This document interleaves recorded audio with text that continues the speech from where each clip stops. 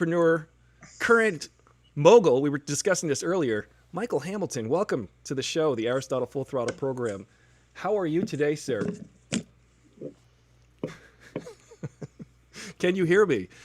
Mork calling Orson. Come in, Orson. I'm fine. Good. Thank you for having me. How's Buffalo right now? You live in Buffalo, don't you? Yes, can you hear me, sir? Today's going to be a fun one. Michael brought his own... You can? I can hear you. And Michael brought his own microphone. I do. It's the greatest... I'm waiting for you to join the call on Instagram. Unable to join. I don't understand what's going on there. It said the invitation expired. I guess I was already kicked off the show. You've been kicked off by the regulators, the people in charge. Try to join it again. Now, am I going to enable microphone access on Instagram? I can hear you already, so no. How about that? Okay, so... Yeah. Unless it cancels it. So, Michael, I'm gonna fill everybody in. Michael and I were in a band years ago when we was children called the Bastard Kings of Rock. Okay, so this is a success. This is a success. Michael plays the drums. I play the electronic bass guitar. And we had many, many fun times in Manhattan. We used to rehearse down underground in Manhattan on Orchard Street, which was hilarious. And if you guys like the rock and roll music like we do, you can go check out the Bastard Kings of Rock. I'm sure there's some music on YouTube right now. If you guys are joining us on YouTube, hey, Vidre, are you able to send that request on Instagram, Michael? Or do you want to try it again? Is it not working? Can you hear me? Mork calling Orson. Come in, Orson. Yeah, let me just send a request to be... Just says requested. Yeah. Waved at me. I can hear you, yes. Cool. I can... There is a delay. My sister says, I remember you, bastards. Hear you. Are you able to join? Okay. So I can hear you. Yeah. And into teleconferencing I am that we not. do every day. I'm sorry. Should I X out? Why? I'm gonna hang up and then you're gonna call me right back. Yeah. Like, you know what? X out of your Instagram app. Go back into the app. Join the call. So, Michael, you know, it's funny. You've been a huge influence on me in my life because I run a lot now. And I remember you used to say, you need to run. That was your advice when we were younger. You're like, you need to run because that's how you stay healthy. Now, I've been doing that ever since. Thank you for that, Michael. It is pretty hilarious. This is the best part of the show, everyone who's watching. Send request. Anyone can watch it, and some of your follow. Yes, send the request. Yeah, well, it's not letting me send this goddamn request. I'm sorry. Oh, let me see what's going on here. Let me see if I probably have to go in my settings. That's what I got to do. We should have probably planned this ahead of time. Yeah, we should have. But in the meantime, we're streaming live.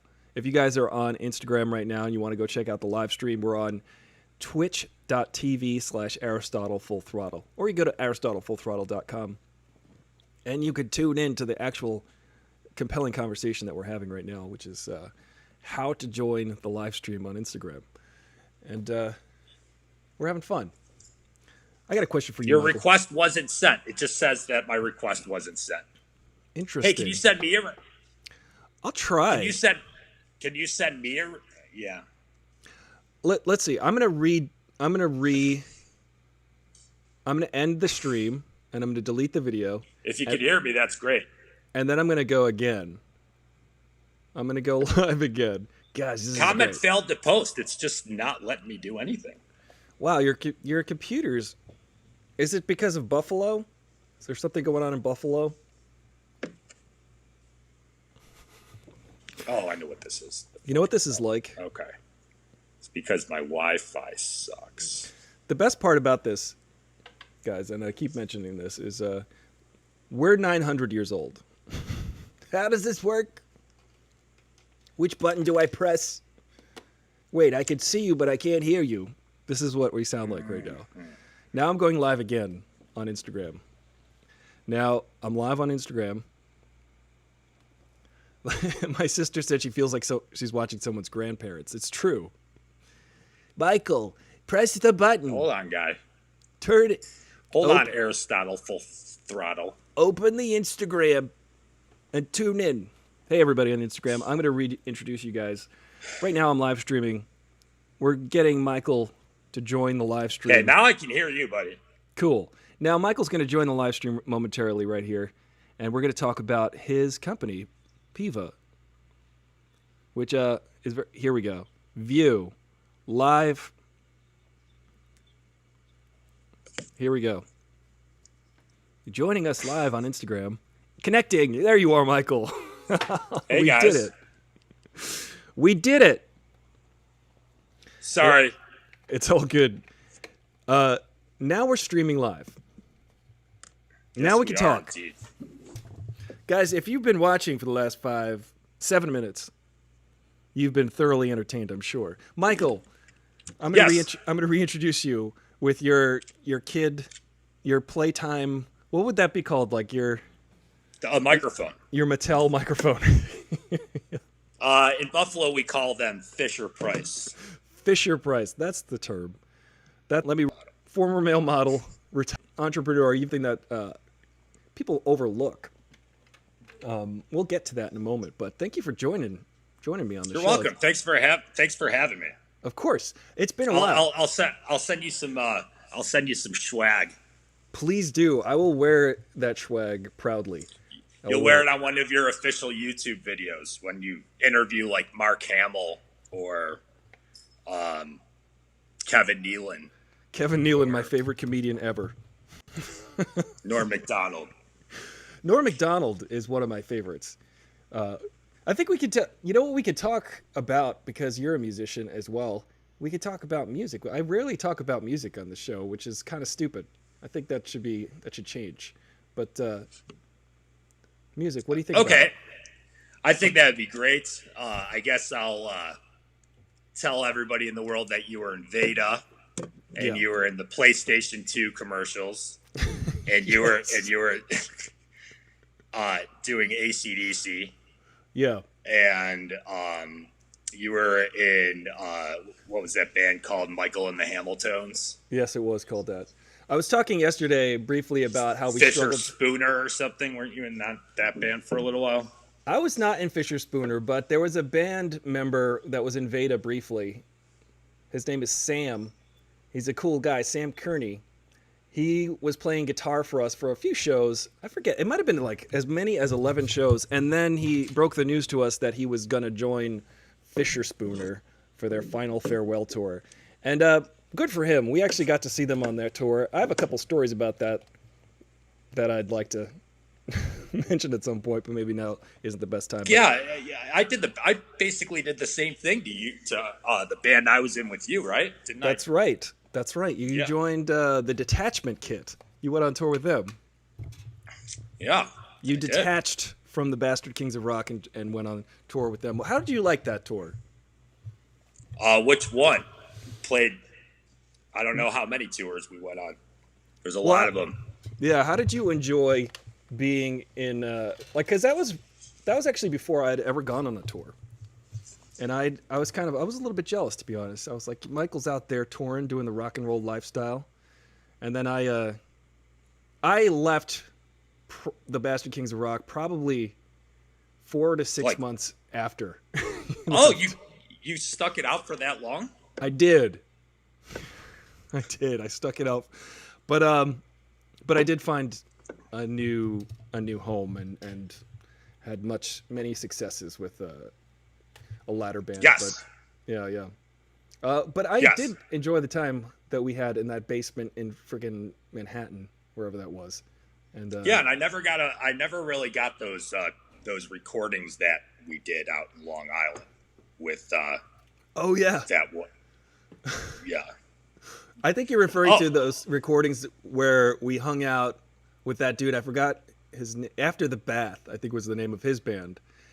and he did all of those rap songs, and you were doing some rap songs. So Michael also, in addition to being an entrepreneur, a drummer, a former male model, retired, is also an excellent rapper.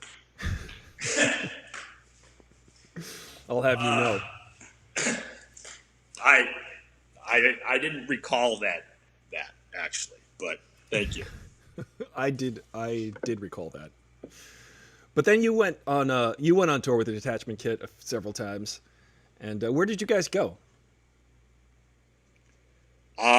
Everywhere, I guess. Yeah. I've been there. Yeah, I've been there. I've been everywhere. Actually, we never played in Buffalo. We really we came by and we had lunch at my parents' house, and then we went to Toronto. Well, you played internationally. That's pretty neat. Yeah, as did you. Toronto being the only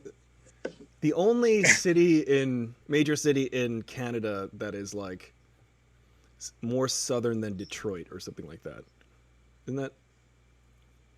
I think that's absolutely not true. I don't think. What is true? I actually lived in Toronto for a few months, which was pretty neat. Oh wow, good for you. Yeah, it's really nice, lovely city. But so tell me a little bit about your growing up in Buffalo. Got knocked out of my phone again.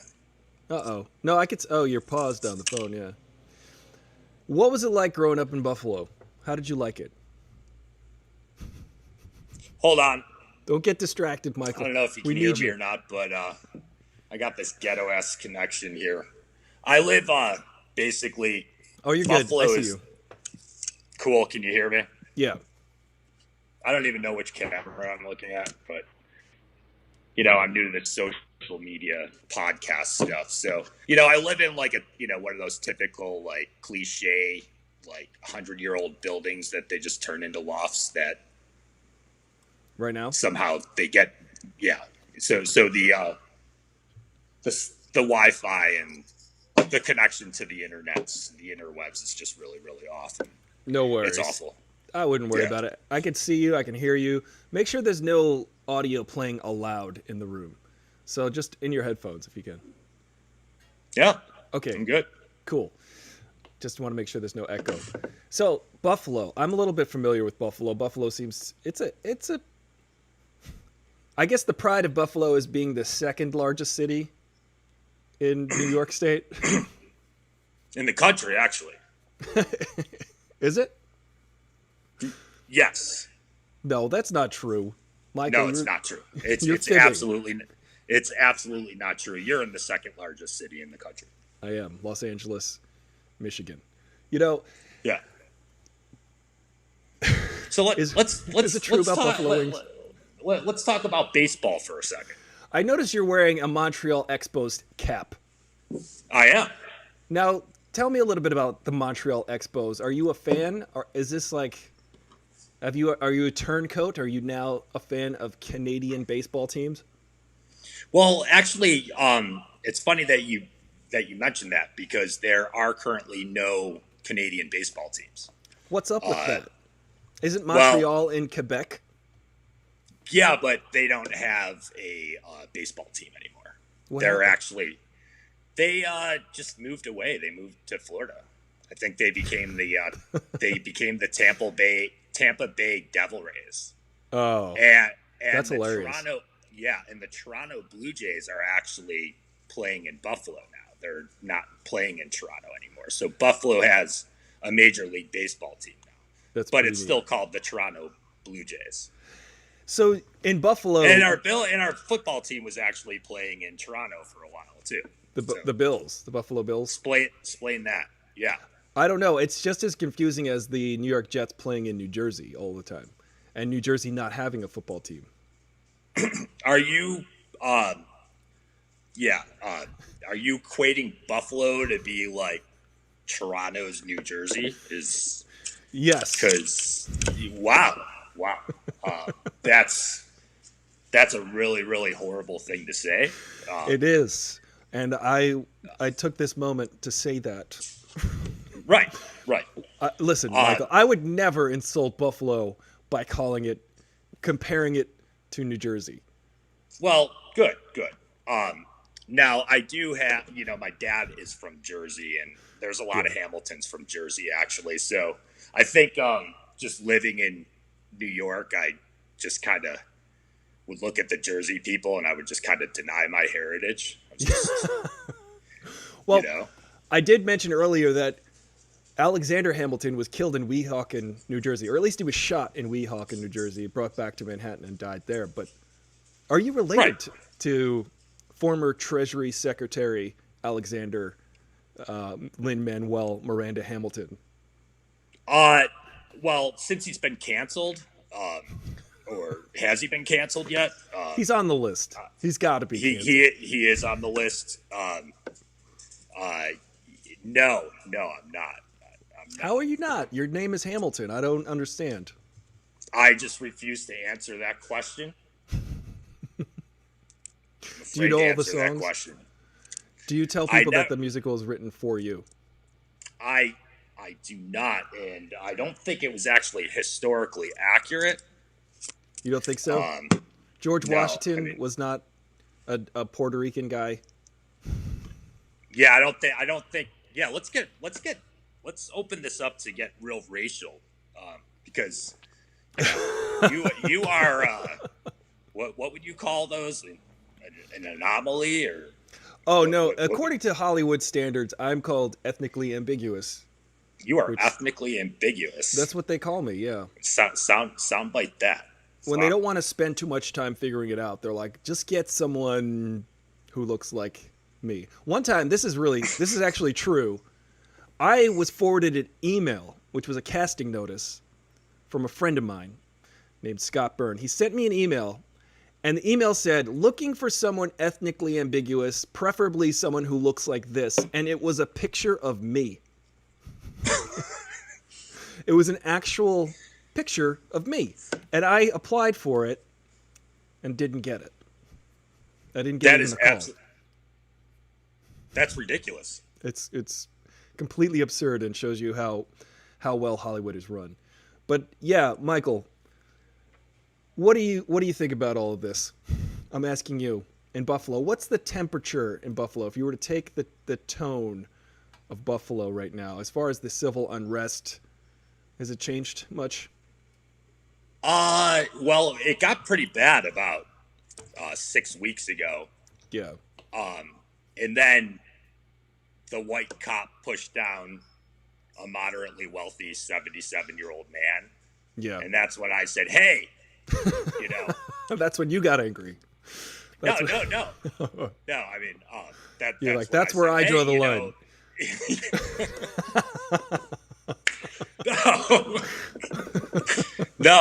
No, that's what I said. Cops can be assholes to everybody, but that's not an accurate statement. Although I did get tased about 7 times in Cleveland once. 7 times awful. In Cleveland once. That's insane. Did you scream, "Don't tase me, bro"? I couldn't really say much, actually. Okay. Michael, it was awful. You have a very storied history. I would like to know about this tasing that you experienced. I don't know. Seeing that this is a Piva show. Yeah. And I'm actually just one of the interns here. Right. Yeah. Maybe it's a hypothetical. Maybe we'll bring that up on a show that's purely about rock and roll experiences. I imagine you were on tour. No. That was way past the rock. Bring your pup over here. I know. You want to come up here? They could be on TV. So, trying to make these efforts to be progressive with social media now that we're pivoting online. Right. And, trying to be a good guy, I guess. How's that going? Well, I get like 3 phone calls from, people who work for me, within 2 minutes of posting it to Facebook or Instagram, whatever this is. Yeah. It's just like, it's all of them. Behave yourself. I'm like, behave yourself. Yeah, Who Michael. you I don't think like who you talking to? I don't think you've done anything untoward or out of line. I think you're You totally know, behaved. when you're in your 20s, you do crazy stuff, right? Yeah, true. Yeah. You might get tased 7 times in Cleveland. Correct. Yeah. Correct. I do know a story that I heard about a legendary rock and roll drummer who got attacked on stage while doing a Joe Strummer tribute at Irving Plaza. I seem to remember a story about a guy very similar. His name was Heikel Mamilton, Yeah. Yes. and he was playing drums for the Detachment Kit. And was that the Detachment Kit? I mean the the reattachment kit. The dismemberment plan. Yeah, exactly. Yeah. Yeah. That's a great story. I don't know if you want to tell that here or if you want to talk more about Piva. Because I would like to talk about your company, Piva, because that seems like a really needed necessity in the whole market of having a pet. Everybody loves their beloved pets. They always want to know what's going on with their pets, how to locate their pets. Every pet, if you're responsible, gets a chip in the pet so you can get scanned. That's correct. So that you can track your pet. If your pet gets lost, it gets scanned. You know where the pet ends up. So tell me, how does Piva factor into that? Well, I remember, I think it was one of the last times I was out in LA, or OA, as you guys call it. LA. Yeah. Malibu. Yeah. Yeah. And were you were dating like are you still dating that veterinarian? No, we're friends now. Okay. Oh, that's great. Yeah. Okay. And she was just like, I don't scan for microchip. Yeah. So, I then blasted out this survey via. In her defense, her job is to fix the pet, not do detective work. So. Correct. So that's what Piva does. We do all the detective work behind the lines, because if your pet's microchip, it could work 100% of the time if it's scanned and properly registered. Yeah. But it needs to be scanned by a reader that can read it.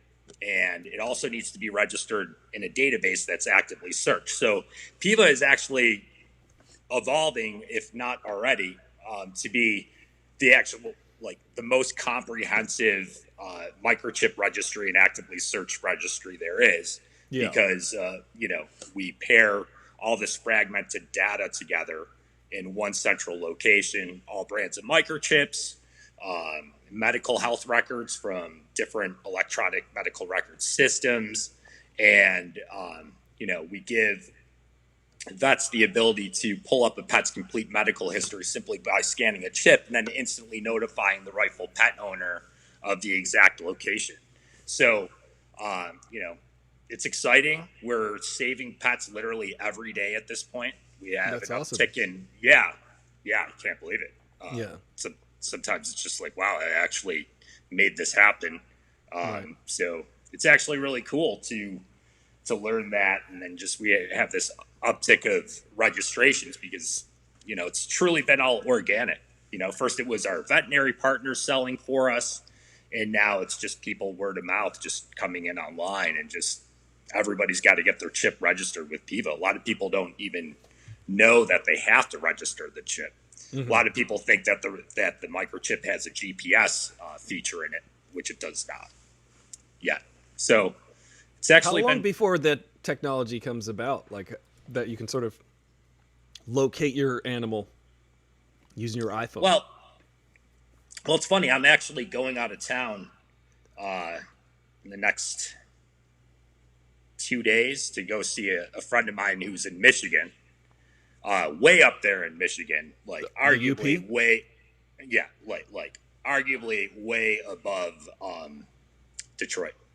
Mm. Way higher than Toronto. Way higher than Toronto. He is up there. If it's a glove, he's up there. Anyway, so Piva's coming with me. So I got her one of those GPS collars. Oh, so cool. She's gonna be rocking that. and those have a lot of potential, but they don't stay powered for very long, and Right. collars can fall off or they can be taken off. Whereas Yeah. a microchip is the only permanent form of identification for a pet because it's the only implanted option. They'll last a pet's lifetime. They don't tarnish. They don't need to be activated by an external power source. So that's why GPS is just not feasible at this time. First of all, GPS can only shrink down to about the size of a bottle cap at this point, or a quarter, which is way too large to implant into A tiny little dog. an elephant, let alone a kitten. Right. Yeah. It would also require about 20 years of testing. There's a company or an organization out of Korea that claims to have been able to activate it by what's called electromagnetic energy, just by movement. And, wow, that's neat. Yeah, that would be cool to see, but it's just totally not there. It's just not small enough. So totally won't happen anytime soon. And then well, you know be on what? to something else. I remember watching the movie RoboCop. Do you remember that movie? And then Great movie. It's a great movie. I just rewatched the kid it recently. Who would put all the ketchup on his fries. Yeah. What's that? Kid who would put all the ketchup on his fries. They were selling Nuke or Narc. Oh yeah, that was the second one. But yeah, that was a. I haven't watched the second one in a long time, but I remember it being not good. But then I remember there was some redeeming factors about it. It's like it's still creepy in kind of a dark way. But there was a scene where they're going around tracking RoboCop on a little device, and you could see it was a GPS, and it was 1987 or something like that. And in my mind, well, it was supposed to be 92, right? Right, it was supposed to be way in the future of 1992, and I remember looking at that, going, "How in the world is it possible to track somebody on a device in your hand?" And I couldn't wrap my mind around it. And now that's commonplace. That seems to be like a technology that it's on your iPhone. You could just send your location and people can find you wherever you are. So I feel like 5 years from now we'll be able to do that with chips. Not 5 years from now. And, it's actually one of the, our veterinary partners essentially do sales for us. And it's one of the objections that they hear time and again, are these government tracking devices? I don't want to be tracked by the government. Blah, blah, blah. I've read, I've read tweets about myself that are just like, I'm some, tracking. What it's ridiculous. You're like Bill Gates trying to put a chip in everybody. Right. That's a bunch of BS too. So they're not tracking devices. They're not GPS. They're just identification for your pets, because pets don't have fingerprints, essentially. So. Yeah. It's super important because I know so many people end up, losing their pet, or someone ends up with a pet who's got a chip from a former owner because they found the pet and the pet can't be brought back to their home. So this is hopefully it just eliminates the confusion factor sooner than later. Yeah. Yeah. We've actually reunited a lot of pets that way too, though. We've had situations where people have gone to our website and attempted to register a microchip that's already been in our database. Yeah. And then we retain that the person's information that attempted to register the chip. And we've had some weird situations happen, but ultimately at the end of the day, we return pets to their families that way. That's awesome. You'd be surprised how many people go to the vet to have a chip implanted, and then the vet contacts us and says, "Hey, is this a PIVA chip? This owner comes in to have the pet chip, but it already has a chip. Can you find the rightful owner?"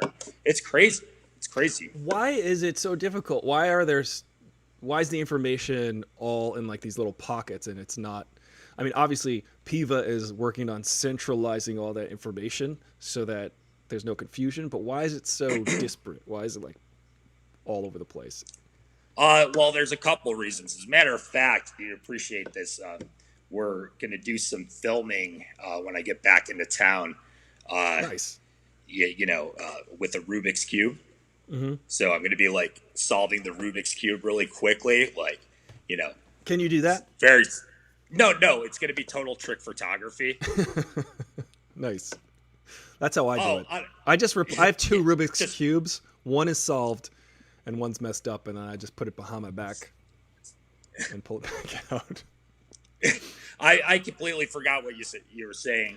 Oh, why is the information all like so separate? You said you were going to be filming you solving a Rubik's cube. Is that because? Yeah. So because obviously a lot of people have probably trailed off by now, unfortunately, watching this. But I'm kidding. Screw them.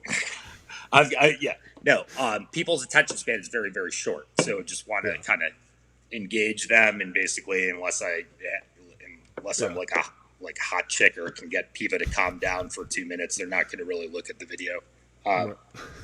So you're the next best. So to answer your question, so like a Rubik's cube, the pet problem is ultimately a data problem. The whole field of pet care is extremely fragmented. So you have multiple microchip companies, multiple registries, multiple cataloging systems. Neither of these microchip companies are willing to share their data. If a reader can actually read a microchip, then a vet or vet tech or shelter worker needs to go visit multiple registries until a match is found. Yeah. Excuse me. Need to visit multiple registries until a match is found, and that's ultimately led to a lack of scanning for chips altogether. Hence, your former partner would say, she has bigger fish to fry, but the reality is they don't have the time to do that. So, that field, there are multiple EMRs and electronic health record systems. They're all offline. They have different I see. data tables and naming conventions. Yeah. So we literally had to go, spend time with each of these EMRs and universally display and like convert all the data tables. We have this huge cloud database. Everything's backed up.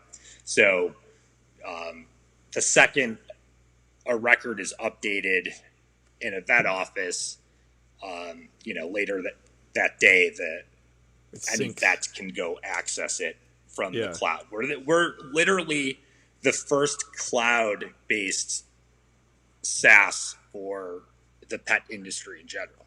That's awesome. Yeah, it just seems so obvious to me to do that because, especially with health records in general, even for humans, because I remember having to like sign all this stuff and waivers and just to get my health records transferred from one doctor, primary care physician, to the other or something. Whereas I would go to Guitar Center on tour in like Orlando, Florida, and they'd be like... And they remembered that you got bass strings on like Union Square. Yeah.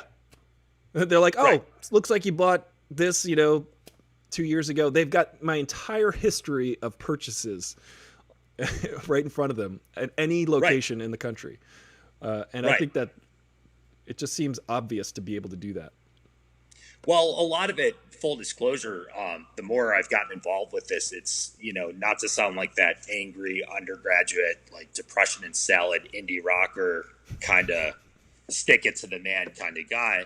But there's an incredible amount of greed in the pet industry with these major corporations. Right. All competing against each other. Nobody wants to play in the data sandbox nicely. And there's an extreme amount of corruption with some larger... God damn it. People, you're blowing up.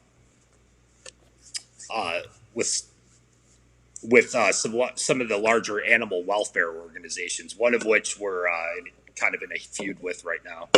Oh, no. Well, if you kill more dogs and cats in 1 year than the entire human population of all 5 boroughs in New York City, I'm going to have a problem with that, especially when you're undermining the extent of the problem to cover up your lack of data transparency. We've pitched these guys, we've offered to take risks for them, and they're clearly we'll wind up bringing them down, actually. So that'll be my That'll be my your revenge. your revenge. Sweet That'll be my revenge. Watt Tyler revenge. Wasn't that one of our band Was names it? for a little while? It was, yeah. I'm like, why does that sound familiar? So many different band names. I liked the ones that you came up with, but I always called this Mike and the Hamiltones because I thought Right. that was the most Because catchy. there's never been a drummer frontman before, ever. No, not Besides unless you're. Phil Collins. Has there ever been a drummer frontman like Don Henley? He's not like the frontman of the Eagles, though.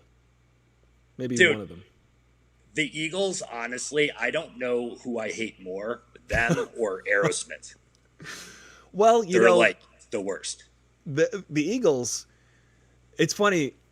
Every day in Los Angeles, California, when you're on the freeway, every day at 5, every hour on the hour, you hear Hotel California played. You could just walk down the street and it will be playing out of a car somewhere, and you can't escape. They're inescapable here. But I'm sure in Boston, all you hear is Aerosmith.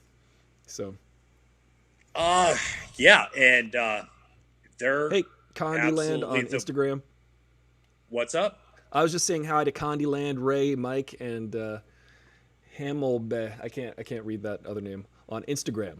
But yeah, go ahead. So you hate Aerosmith. I don't know if I hate them. I don't know if I can hate them. They like Steven Tyler is the biggest douchebag ever. Like, he is. Like, who else do I hate? My brother hates Fleetwood Mac. I know that. He hates Jackson Brown. I don't know how you can hate on Jackson Brown. Dude, please don't. Hey, I got this really good tagline. What's that? Our stuff works because it's tested on animals. Mm-hmm. That's pretty good. Thanks. It's Got actually another one. Chipping away at the pet problem every day. That's another one. that's a really good one. I like that one a little bit better because I feel like that the tested on animals thing can really like strike a nerve in a negative way. Right. But then I can just be like, play some B Corp. Play some B Corps?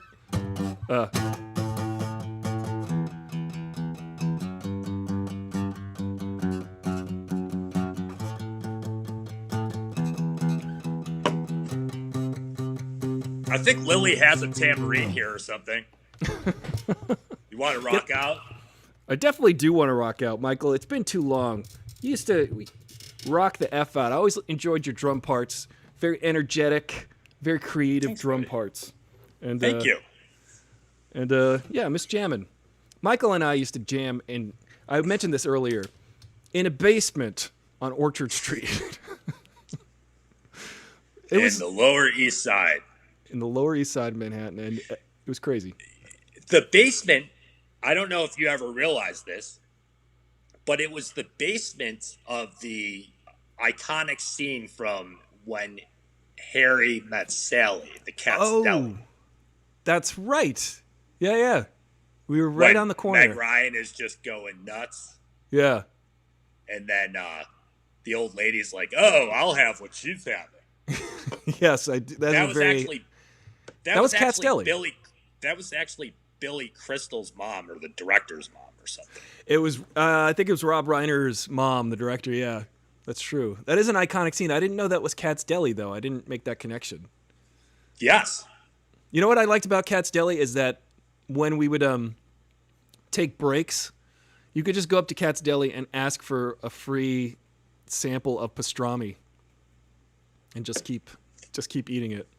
You say, "Can I try the pastrami?" Were we just such prima donnas that we just didn't take breaks together? Because I never went into that place. Maybe I went there beforehand or afterhand. I remember, like, basically, Rob should really be here for this discussion. I feel like we should incorporate Rob somehow. Rob was the singer and guitar player of the Bastard Kings of Rock. So I don't want to talk about like the breaks in that situation without him here per se. But yeah, it was pretty fun. Sometimes I would get it. That could have been after I ditched out on you guys. It might have been. There was also Ray's Pizza right next door. And my favorite thing about Ray's Pizza in Manhattan is there's famous Ray's Pizza, original Ray's Pizza, right. Original famous Ray's Pizza, famous original Ray's Pizza, Ray's original famous pizza. None of them are the real one. Right. Yeah. They all taste the same. They all pretty much taste the same. Just kind of like a cheap $2 slice, which is kind of the best thing go. Yeah. Michael, I want you to help me clear up to people who may not understand what a New York slice is. Now, Sure. you lived in New York. You understand what a New York slice of pizza is. Every time I run into someone here in LA, I'm like, I can't find a slice of pizza. And they go, well, what about this place? What about that place? Surely you could find some pizza. There's tons of good pizza. And I go to all of the places people suggest to me, and they suck. So I'm thinking people just don't understand. Like Little Caesars and pretty much. Where they Yeah. Yeah, well, Buffalo pizza, it's kind of like a thicker crust. New York, it's just like this real thin crust. It's not the brick oven stuff. That's something totally different. Right. That was invented in like 2007. That's just totally new. Tomato Never sauce. Existed before. Yeah. Yeah. It's just like big slices, and you fold it, and and it burns the roof of your mouth, and you're happy about it. And you're happy about it. The pepperoni, if you, eat meat, it's not the curl up kind. It's the flat kind. Mm-hmm. Yeah. What's the curl up kind of pepperoni? I don't eat meat anymore. I was just reminiscing about eating pastrami at Cat's Deli, but that was when I liked meat. Meat is still delicious. Why? But I just you just don't eat it because you live out in old. Yeah. Constantly. Very good. Well, you look great. Thanks, man. You too. You've been keeping fit. Well, not really. Not really. My beard is getting a little white. Yeah. Same here. I need to go out and get some filler. Yeah. Get some filler. See, that's the next step for me. Just get all injections in my face so that my face turns real puffy and I look like John Travolta. Yeah. Or Janice Dickinson. Or Mickey Rourke. My hope is to end up looking like Mickey Rourke. And I don't think I'm talking out of school when I say Mickey Rourke looks like he's been punched a lot. Is that mean to say? I think he was in a Buffalo movie. I don't know. I mean, that's all I know about him. Wasn't he like a boxer? He was in The Fighter or something? Yeah, he was an actual boxer in real life too. And then he was in The Wrestler. Like a real one, or like a real one like Jean-Claude Van Damme was like a kickboxer? I think a real one in which he actually fought some professional matches. But Jean-Claude Van Damme, was he a kickboxer? Dude, I saw him in person once. I was so disappointed. Really? Like I almost I could have very well picked a fight with him. I don't know. Do you think that would have been a wise small. choice? He is so small. He was. Dude, the guy's like 60. Yeah, you could probably beat him up then. Of course. Which is not. It's really not bragging rights. You could be like, I beat up Jean-Claude Van Damme, but he's also 60. Hey, my dad's like 72. I'm sure he could still kick my ass if he needed to. Fair enough. I don't know. I'm still, I'm not totally such good behavior when I'm around that guy. Yeah, you don't want to cross the line with the dad. Yeah. I mean, he's got this range from he could be in the front seat. Yeah. And I can just be way in the back. And he'll still knock the cap off your head. Right, with the college ring. Yeah, you've got it's like class of 67 right here on your forehead. What's up, Ange NO on YouTube? If you have any questions for Michael Hamilton, our guest, please let us know. Jen the Fierce, is that the state anthem? What is the state anthem of New York? I have no idea. I do know it. Bring us your poor, your tired, you're Weary. why am I Something. Yeah. Sorry, I'm really exhausted. My daughter was keeping me up all night last night. Just sometimes. Well, congratulations on being a dad, Michael. We haven't talked about that. Thanks. What's that like? How's dadding going? Oh, it's great. It's great. Yeah. I mean, you know how when people say like, once you hold that baby in your arms for the first time, everything changes. Yeah. Totally 100% incorrect. Not at all. It's a total letdown for at least the first 6 months. I mean, they don't know anything. They're so fragile. It's like a blob with eyes. Look How at you dare like they not know anything? They don't know the difference between you and a Christmas tree. Right. And then there's nothing you can do right. Like watch the soft spot on the head, this, that, and the other thing. Like I'm doing the best I can. But yeah, now I'm actually literally the best father in the world. Like, well, that's awesome. I'm going to get you a mug that says "World's Greatest Dad." Now, has that changed at all? Well, I'm really impressed. I'm going to buy that full throttle mug. That's what I'm looking for. Well, I'm going to buy the Piva mug, and I will drink that out of that on the show because I love my coffee. Well, the Piva mug, that was trick photography as well. I basically took your mug, it was flipped, and then we put the Piva image on it. I included that on the thumbnail today, actually. There's the Piva That's great. mug. That's great. You can do anything with Canva these days, right?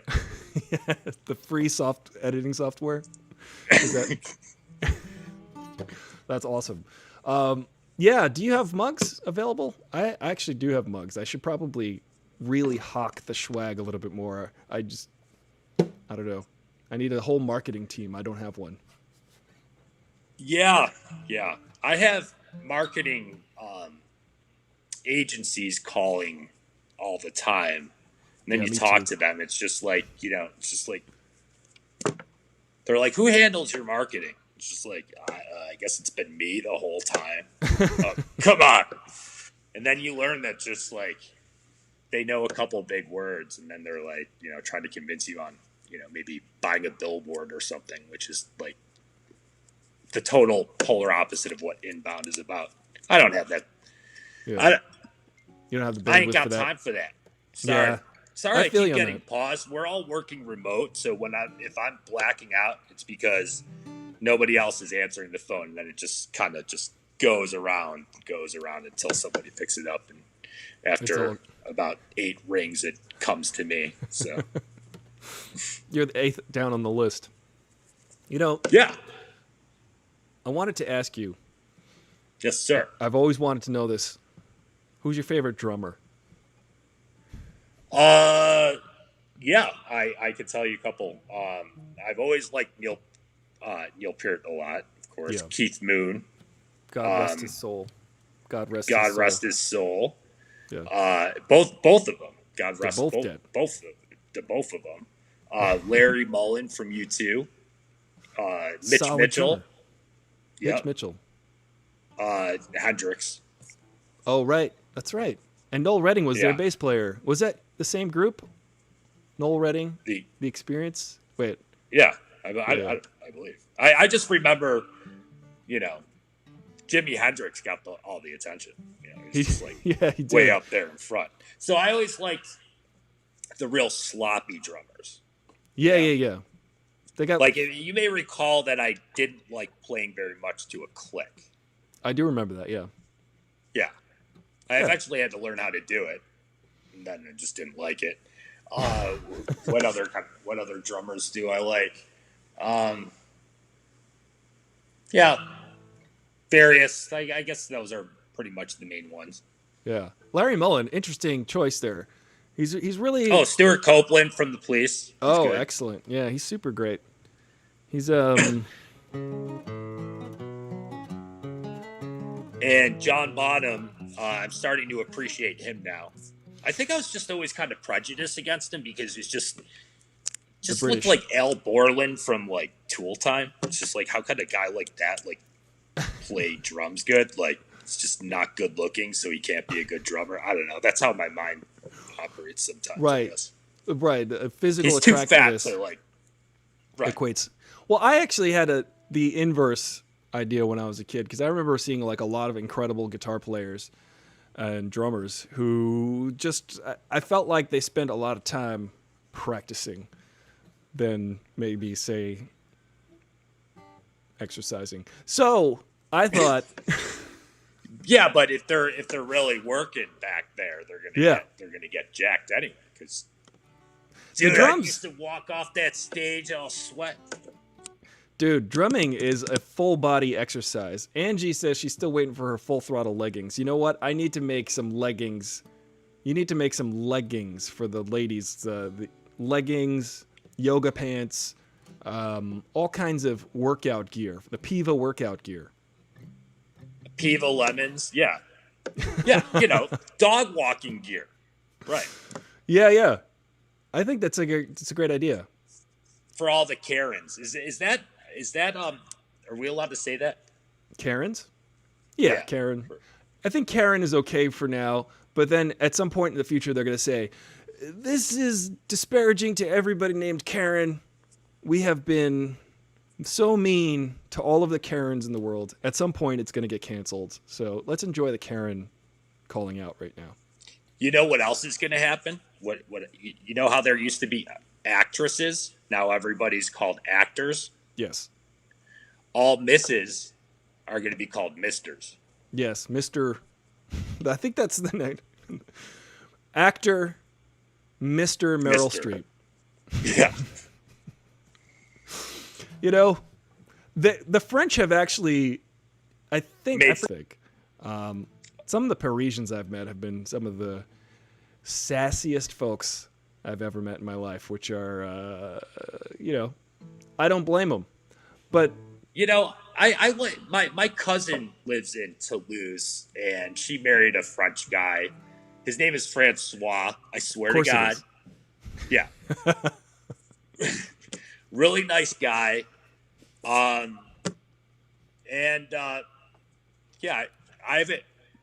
haven't met any other French people that I like after that. Right. They're just so wishy-washy. They're on our side throughout history, and then they're not. Oh, right. Yeah. We did bail them out in World War II. That was a pretty good move on our part. Yes. And then what did they do? They forgot about it. Yeah, they forgot about it. They went back to eating bread and drinking wine and having a good time and being relaxed, taking 2-year vacations. So she lives in Toulouse. Do you like to play the drums Toulouse? Both her kids are bilingual. It's pretty cool. That's pretty neat. Kids in France, like 2-3 years old, already speaking French. Actually, you've met this woman before. She's been to a couple B course shows back in the day. Really? What shows did I The ones that I was playing in, obviously. I met your brother, for sure. Yeah. You met my parents, I know that. They showed up one time. Yeah. Was that when you had the big mustache? Actually. Yeah, I forgot about it. Every once in a while I like to grow a nice mustache. Yeah, you have a fantastic mustache. I have to vouch for Michael Hamilton's mustache, ladies and gentlemen. It is distinguished. It is pronounced. It's a definitive mustache. Thank you. Thank you. Yeah. It should be in the dictionary. Because I don't do like a handlebar or anything like that. I just go beard out, and then once it's like push broom length, that's when you take it off. You can't just grow a mustache from scratch. Then you're looking like an 8th grader. That's true. Yeah. For like a week.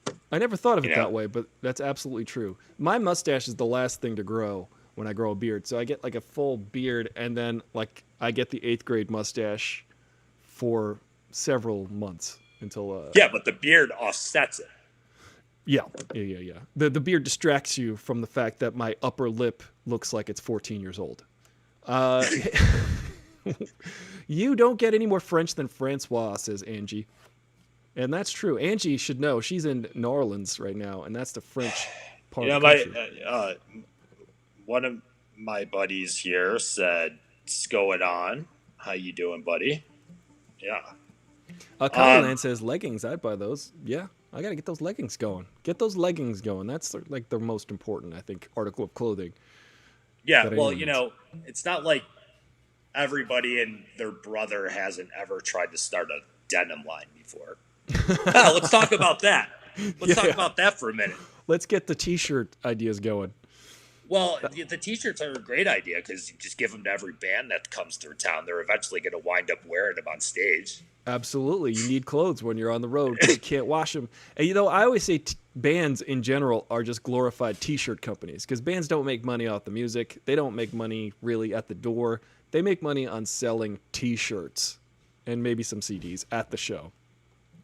Right, but you don't wear your own T-shirt if you're in the band. That would be a faux pas. Right. Yeah. Exactly. So do you remember when we went out there and I'm like, I'm going to start promoting this denim thing, and then we went and we went to. I'm getting messages right now. Okay, so that we went and interviewed that band. Yeah. And then just disappeared forever. Yeah, that's true. I always felt bad about that. They were all excited about it. We just completely ghosted. They just had no idea that I basically had a full-time job at home, and I was. Do you still have that footage? I think I recorded it, and then maybe. Then you sent it to me. Yeah. No, that was like 2 computers ago, I think. Yeah, it's probably in the Dropbox cloud.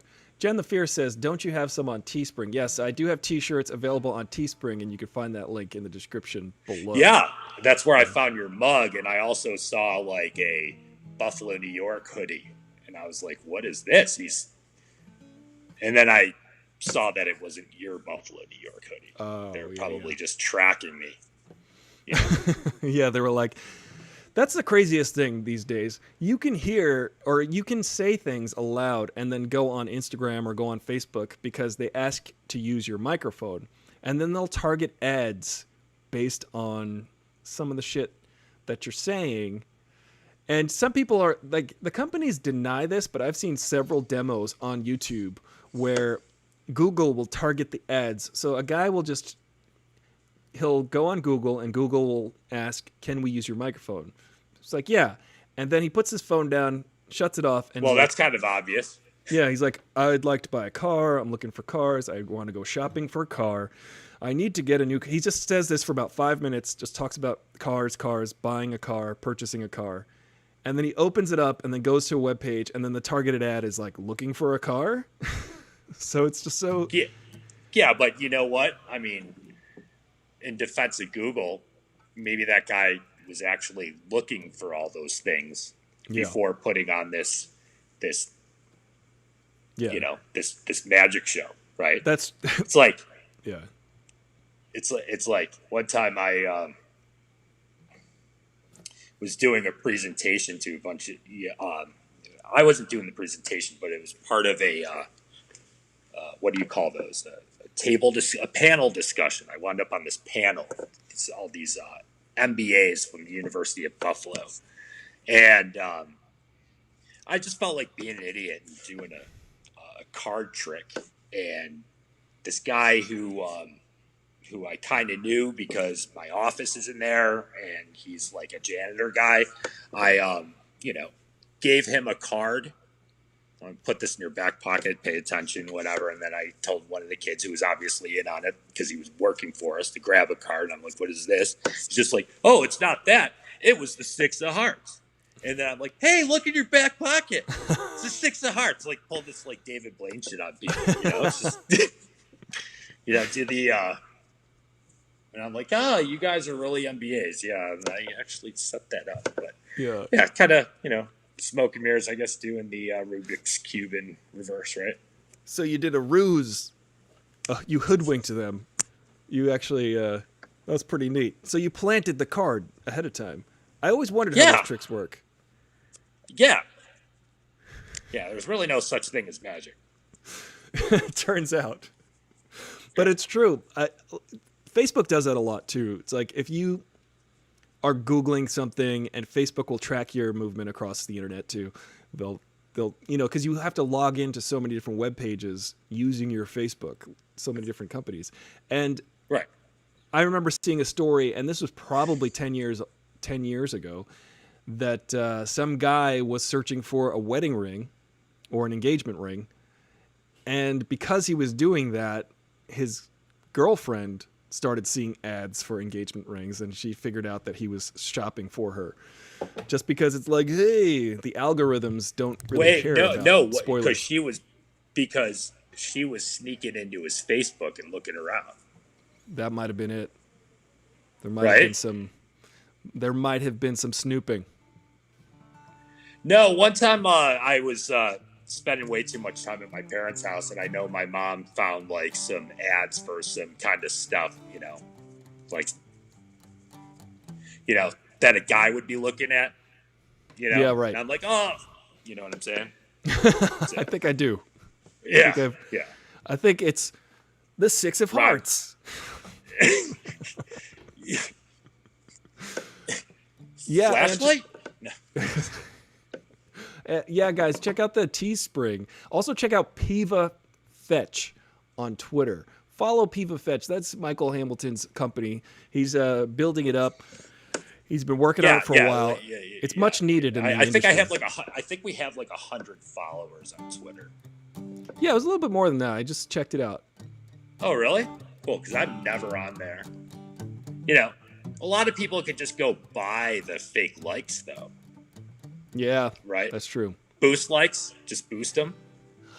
Yeah. Boost comments. I feel like a lot of people do that, like, because they'll get like I don't know. Some people have like 1 million followers, and then they'll get like 3 likes on a tweet. That is clear evidence of somebody just like some weird manipulation.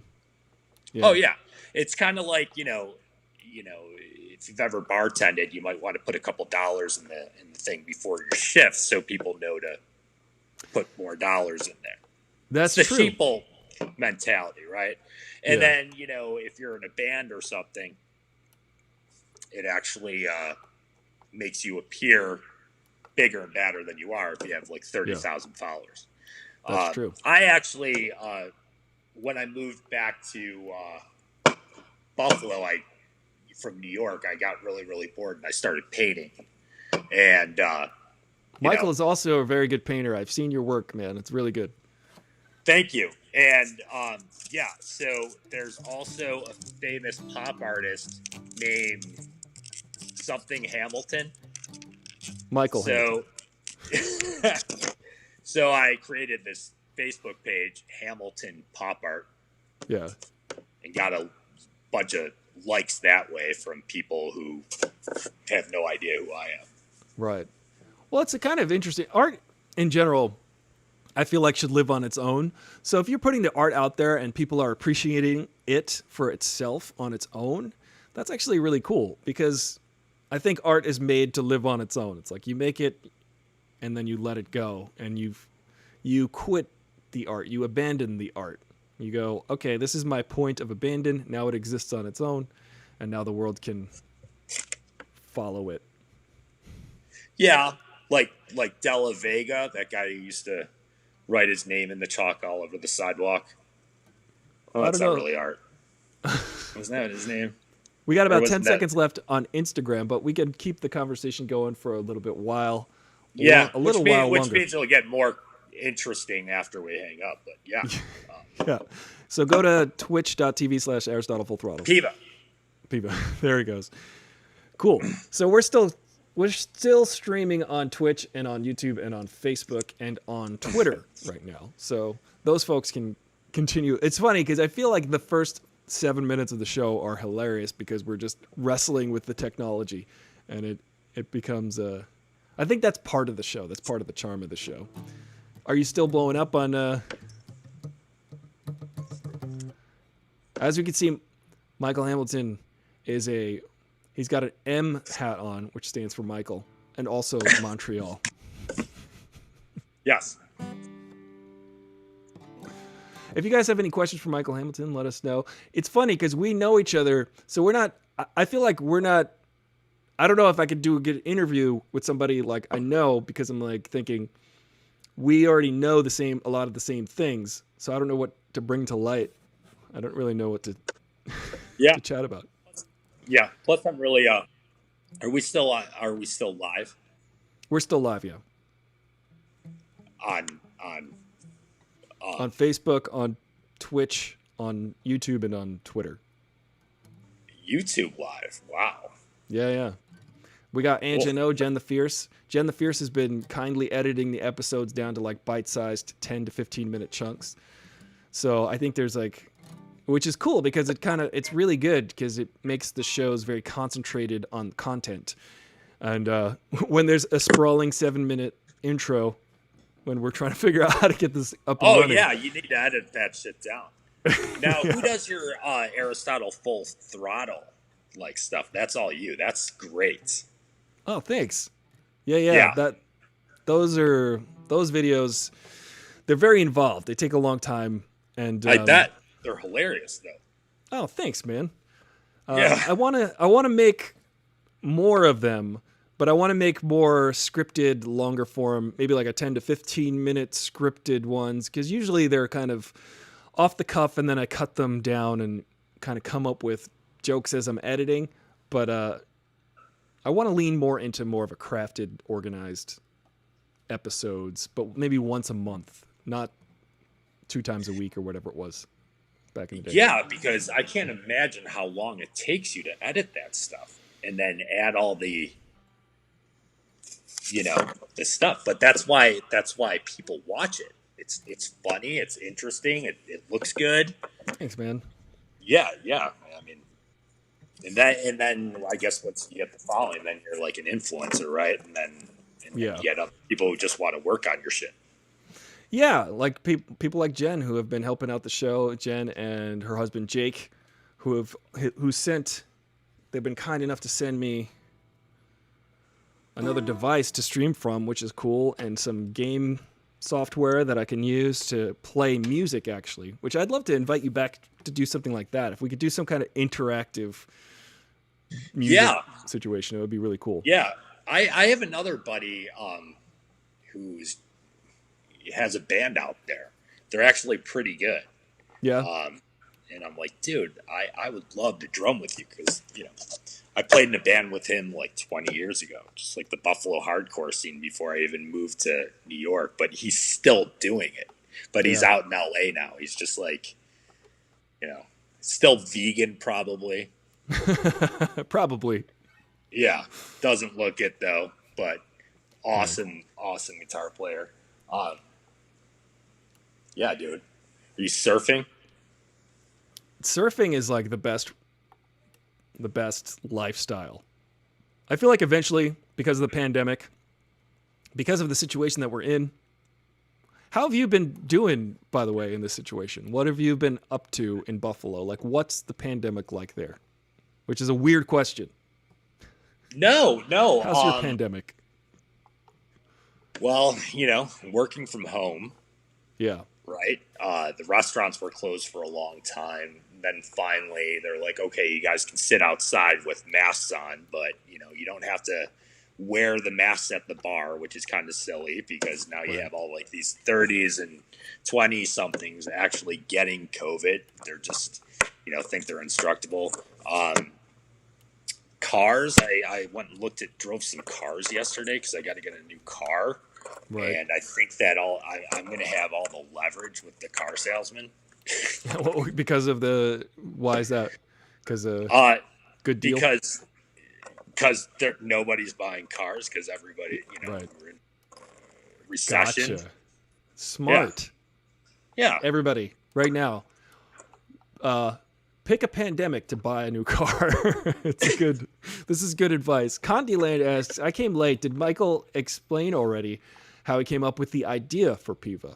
We kind of touched upon that, but if you want to reiterate, I would love to sort of recap that. Yeah. So when I was a little kid, my dog was stolen. We never got him back. So that I guess always sucked. Yeah. It's even affected, my relationship with women to this day. Right. Your attachment issues. Yeah, yeah. I'm working on it too. Yeah. It's a lifelong process. Yeah. So, when I got Piva, she came microchipped like most dogs do when you get them from a breeder.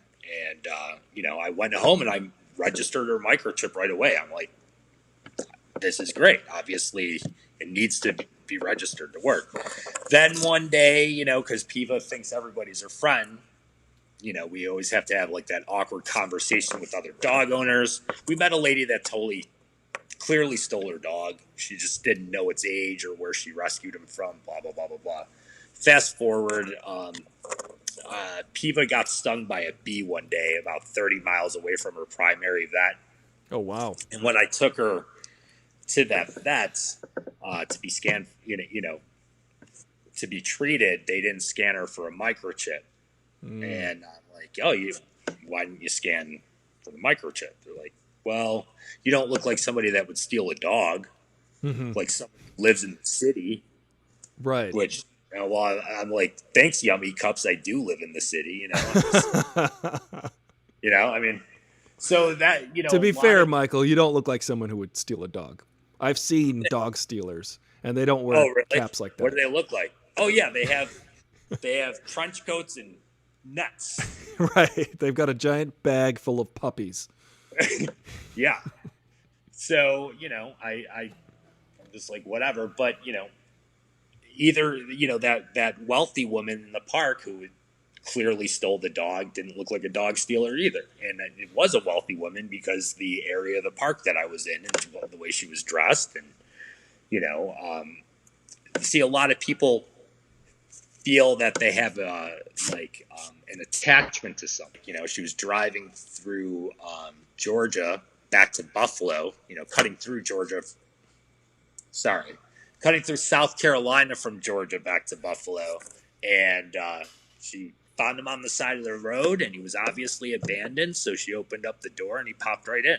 Just like, no, you probably stole somebody's fucking dog. Yeah, because they would curious, jump in the car. Wandered outside, and they never to this day know where this dog is. So, yeah.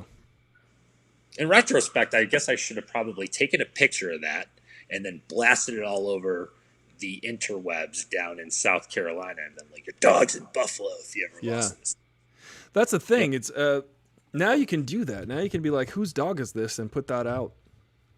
And that's like the new telephone pole. Yeah, the problem is with that area is that people might be like, oh, it's a Pomeranian, it's a bulldog, it's a Labradoodle, it's a Puggle. That's a cute dog. I'll act like it's mine. Right. Because I don't have the $1,000 or whatever or more to go get this dog. So a lot of theft be going on that way. Yeah, it's really heartbreaking too, because the bond that people have, that I've had with my pets, is just, I would hate for that to be, I'd hate to have my pet stolen. That would be the worst. Right. And honestly, it is a huge problem that despite all the technologies that have been developed literally in the past 30 years, the pet problem has not improved. And microchips, GPS has a lot of potential. It's just not there yet. Yeah. But microchips are the only permanent form of identification. And, if vets in shelters would simply scan for microchips, then we could take this epidemic and reduce it to a manageable problem, right? Right. So the only way you're going to do that is to make their jobs easier. So making the transfer of information quick and easy ensures that they're scanned. Making a vet office a lot of money is going to ensure that they're scanning, pushing chipping. Yeah, chipping. Right. So, hopefully it works. But your wife or your ex veterinarian, your friend, your current friend, yes, who was your current friend, who you probably haven't seen since you guys decided to break up. Just kidding. You know how they say we'll be friends from now on. And yeah, Right. we've actually hung out a couple times since then. Oh, that's friends. nice. Yeah. Cool. Well, I thought that only worked in the movie Singles when the guy's like, let's be the first people to actually mean it. Right. Right. That's true. Yeah. It's kind of, I mean, that's a whole discussion, isn't it? Can you be friends with an ex? And the answer is no. Can you co-parent with one? No. It's hard, man. Relationships. Tough. Yeah. That's why a dog is a man's best man. Friend. Because they wag their tail. They don't make you buy them $1,500 handbags. Right. They're not asking for a tennis bracelet every anniversary. Right. They don't ask you We to kid. marry We're them. joking. Yeah. We are very romantic men with the ladies. We buy them every tennis bracelet they ask for. What is a tennis bracelet? It's a very, it's like the very thing with the heart or something. I don't know. I think it's just a very expensive, like bejeweled, encrusted situation that has no other value other than being very expensive and status. It shows the status. See, the funny thing is there are people in general who will look at a material item and be like, okay, well, this tells me a lot about this person. And then I feel like there are other people who look at somebody's character, say, and lean more toward that. And I'm finding, as I get into my advanced age of 27, that people, when people, Are you gonna make it to 28? no, rock star life, rock star living. You can't. I've been 27 for a while now, but many years. I don't know. I think it's a waste of time to be hung up on material things. But that's, of course, coming from a guy who does not have millions of dollars. Once I have millions of dollars, I'll be like, yeah, I did want this Lamborghini. I really needed it. Yeah. Right. It's kind of like, yeah, I never liked that girl, but now she likes me, so yeah, I guess I can get along with her. Yeah. Because I drive this Lamborghini. Yeah. Now that I have the Lamborghini. No, I'm thinking about getting a Lamborghini someday. Because I want a black one, and I want to put a license plate on it that says Batman. Nice. And all this is possible because I read that book, The Secret. Yes. I've been thinking about the book, The Secret. I've been inviting the book, The Secret, into my life. And one day I'll have it. One day it'll arrive, and I will have read it. But until then, I'm just inviting it. I'm asking the universe to bring The Secret to me. I broke this guy's spots so bad one day. One of the themes in the book or whatever things they say is, you write a check down, like a blank check. You write a figure on it, right? And then you stick it to the ceiling or you put it in your wallet, right? And it has a certain figure on it, right? And I was talking to this guy at a bar about it. And he's just like, he's talking about the positive energy of blah, blah, blah. And then, he did the check thing. And I'm like, oh, really? And I'm like, how much? It's the check. And he's just like, well, and he told me, and then I noticed the date. And I'm like, you should have paid attention because you wrote it. The date of the check was the date that he wrote the check. So I'm like, you totally fucked yourself. You can't just check for $1 million and get it that day. I'm like, that check is expired, buddy. He's been holding around a check that's expired. He looked at me like shot him, like I shot him. I'm like, yeah, that is an expired check. What can I say? It's just. You suggest they post date the check. You're supposed to post date it to an advanced time in the future. Now, do you get 60 to 90 days to cash it? So is there a window? Is there a 2 to 3 month window where you can be like, okay, well, the date has passed, but I still got like 27 days left? I don't think you actually cashed the actual check that you wrote to yourself, saying revenue comes in from other sources. Yeah, fair enough. Right. I mean, that's the secret. Vidre says Andy was my ex and we were friends. Now look at us. They're married now with 2 kids. So Oh, that's great. yeah. So, but there's 2 ways of looking at that. Can exes remain friends? Well, maybe not. They just wind up being boyfriend and girlfriend again. So they can't just be friends. Right. Look at it that way. They either Interesting. frenemies, friends or enemies. Yeah, I feel like you touch upon something really interesting right now because it makes me think, it makes me wonder. I feel like when people have a breakup, it's because they're kind of going in different directions in life, or maybe there's something that they just can't tolerate about one another. So now there's like this firm boundary in that area when you're trying to remain friends, if that makes any sense. So it's almost like they're not, it's like you've already been past that boundary with that person. How do you come back? What's the boundary? The boundary where you're letting them go date other people? That's a boundary. Yeah. So yeah, like, some do you boundaries you just don't cross. Yeah. Yeah. I suppose. Boundaries are important, ladies and gentlemen. This is what we're learning today on Aristotle Full Throttle. Always maintain your boundaries.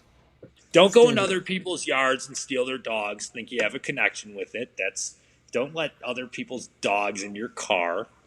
No. Think you have a connection with it. Yeah. And back to your friend.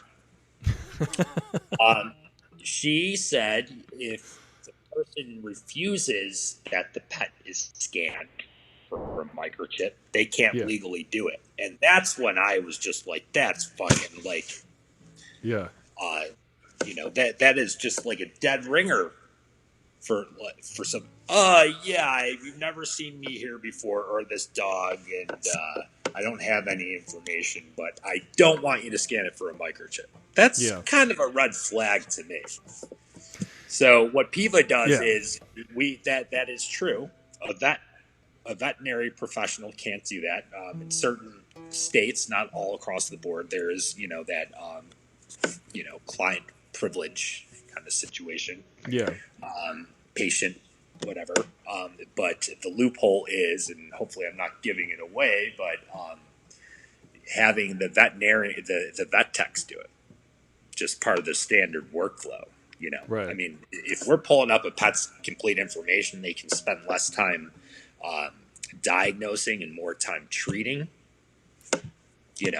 And turning through like more patients, I think that's a benefit too for the vet. So, you got the guy walking in with the net with the bag full of puppies. That seems a little fishy. You might want to scan them, have the vet tech scan them. That's true, but in defense of veterinarians everywhere, it's technically a legal matter at that point and not a medical matter. So like the veterinarian is like, the dog's leg is broken. I'm here to fix the dog's leg no matter what, because that's the oath I swore. So they're going to do that. And the legal matter of whether or not to... They're in the job of treating animals, not policing puppy theft. I get it. We surveyed, close to 2,000 veterinary professionals coast to coast. I didn't do it. I designed the survey and survey questions, and Survey Monkey did that, and that's the data that we got back. It's just like we either have bigger fish to fry. We don't have the time to do that. We're not in the business of policing puppy theft. They're not there to create a scene. It's much easier to assume that the person who's bringing that pet in to be treated is the rightful owner, right? Yeah. And at least it didn't wind up at the ASPCA where it would just be killed in 12 hours to 3 days. Yeah. Horrible organization. And I don't... ASPCA... tell me about that. Okay, so every day we get hundreds of calls at this point from people who are, outside of our network, who are calling into PIVA to identify, you know, to see if a pet is chipped in our database. And we've been literally online now since March. And we're talking about now that it's tens of thousands of calls at this point. It's so many calls. Not once have we ever gotten any single phone call from any ASPCA location. They don't scan for chips. That's a little fishy to me, I think. Yeah. Huh. What about PETA? PETA, I've heard good and bad things about them. I'm not really. They're not on my shit list yet. The Mickelson Found Animals is on my shit list. I hate them. Yeah, why is that? Because they get to register as a not-for-profit, and they allow people to register microchips in, with their site at no cost. However, they don't sell their own microchips. They're saying, oh, we're creating this central registry. But at the same time, you go read through their terms and conditions and everything else, clearly states it. And I've created accounts in there, and all they do is just spam the shit out of you with like products and services, like dog food, tennis balls, like sweaters, tennis bracelets, tennis bracelets. And so they're an e-commerce site that isn't getting taxed or held up to the same standards of accountability that. Yeah. That's how I feel about the Catholic Church. Right. They're a little like that too. They're like not paying taxes. Or like, when it comes to facts and figures about, the pet epidemic, and, we actually, I had interns stand outside of pet store locations and actually like grassroots, like just, we did a very in-depth analysis. Why shelters are not required to keep track of the number of pets that they take in, adopt out, or euthanize. Oh, wow. But they, whereas, in 2007, you had the federal rules of like civil procedure designed to, making the private sector hold their data for 7 years, like Sarbanes-Oxley, everything like that. So as late as 2020 and not having any data transparency whatsoever, that seems a little fishy. Or spending, 4 cents on every dollar going to animals, and 5 times more than that going on, Sarah McLachlan commercials soliciting more donations. Fucking bullshit. She's ruined that song. Or I don't know if she's ruined that song, but she ruined it the second she recorded it.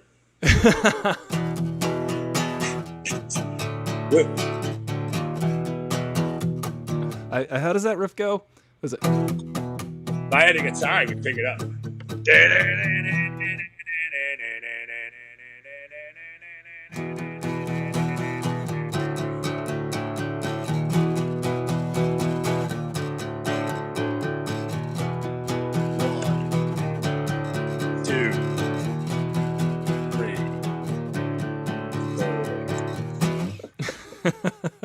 Really hesitated.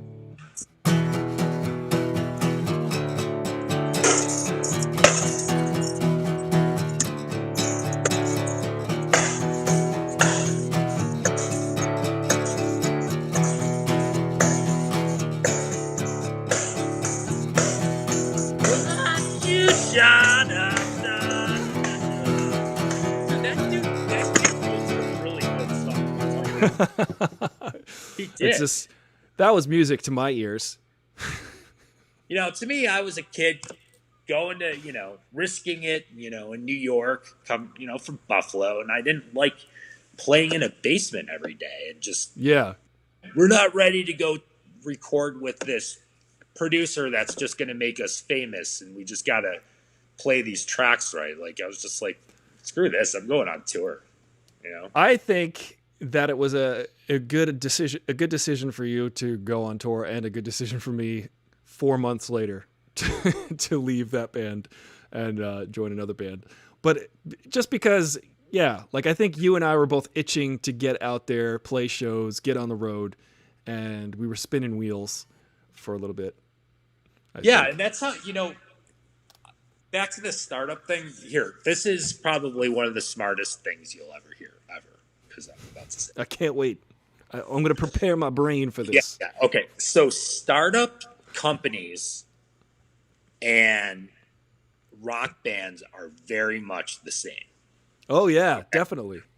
Yeah. Most of them never make it out of the garage. Yeah. And whereas,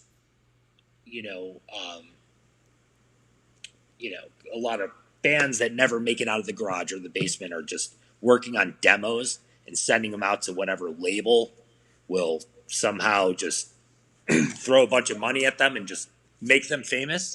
Right. That's what startup companies do, but they're not demos, they're business plans.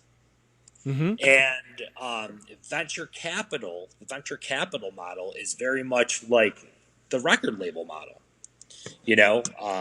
They'll make a bunch of really, really bad decisions and hope that at least one of them will stick to offset the other bad decision making. There's really no rhyme or reason behind it. Yeah. And I remember when I was really first starting Piva, I would speak to these guys, and then they would tell me, what I was doing wrong. And you got to definitely always listen to what people are saying, but that's how you wind up with so many Me Too companies. Mm-hmm. They're like, okay, you got to go in this direction because this already happened. And it's safe. Well, what would my unique advantage be? I would just be now another microchip. You can't be a microchip company and a registry and an EMR at the same time. Right. You're 3 separate companies. You're all over the place. Your company's going to fail. It's like, okay, fuck you. Now you guys are calling me literally every fucking day, literally trying to give me money.